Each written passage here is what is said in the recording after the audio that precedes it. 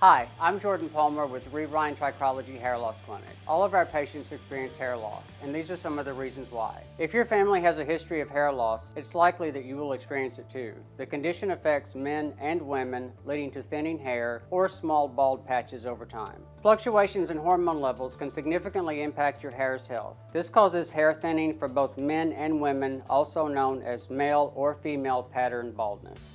Certain medical conditions like alopecia areata can affect hair growth and cause sudden, patchy hair loss. This can be for a variety of factors, including thyroid disorders and stress. If you're starting to experience hair loss, or you're worried about it in the future, or even if your family has a history of it, I encourage you to get on our website and take our hair loss quiz or call us for a free consultation. There are many solutions that we can help you find to restore your hair or to stop it from miniaturizing.